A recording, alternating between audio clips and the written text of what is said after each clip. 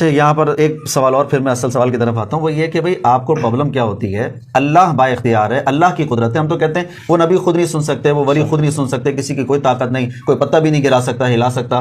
اللہ سناتا ہے، اللہ کرتا ہے. تو اللہ تو ابھی بھی موجود ہے، ان کے انتقال کے بعد بھی موجود ہے. تو اگر ہم کہیں یا نبی اور کچھ استمداد کریں یا اپنے پیر سے استمداد کریں تو بھئی اللہ میری بات وہاں تک پہنچائے گا اور وہ میری استمداد کر دیں گے. اس کو آپ کیسے رد کریں؟ تھوڑا سا غور کریں. امکانات کے اوپر شریعت نہیں چلتی، شریعت خصوصات پہ چلتی ہے.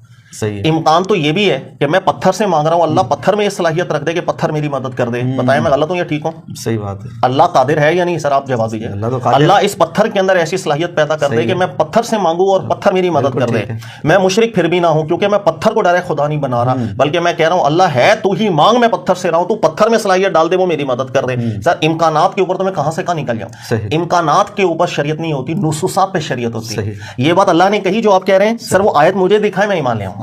میں نے اس لیے آپ سے تھوڑی دیر پہلے یہ ذکر کیا، مفہومات کے اوپر دین نہیں چلتا، منطوقات کے اوپر دین چلتا ہے. سر مجھے نص دکھائیں. یہی بات اہل کتاب سے کہ قل ہاتوا برہانکم، سر دکھائیں. فاتوا بالتورات، وہ تورات لے کر آ جائیں، دکھائیں. سر نصوصات کے اوپر بنیاد ہوتی ہے. نص کے اندر جب اللہ نے واضح ذکر کر دیا کہ وہاں کے معاملات سے بے خبری ہے، وہ اعلیٰ درجے کے انعامات میں ہوں گے، اعلیٰ درجے کی حیات میں ہوں گے، سبحان اللہ، لیکن اس دنیا کے معاملات سے انقطاع ہوتا ہے. ہمیں وہیں رہنا چاہیے. اگر ہم وہاں نہیں رہتے، یہی وجہ ہے کہ ہمارے یہاں نظریات الگ آتے ہیں. تو تھوڑا سا غور و فکر کریں گے، ہمیں سمجھ میں آ جائے گی قرآن کہاں رکھنا چاہ رہا ہے. اچھا، اور جب انسان کو تکلیف پہنچتی ہے تو اپنے پروردگار کو پکارتا ہے، اس کی طرف دل سے رجوع کرتا ہے.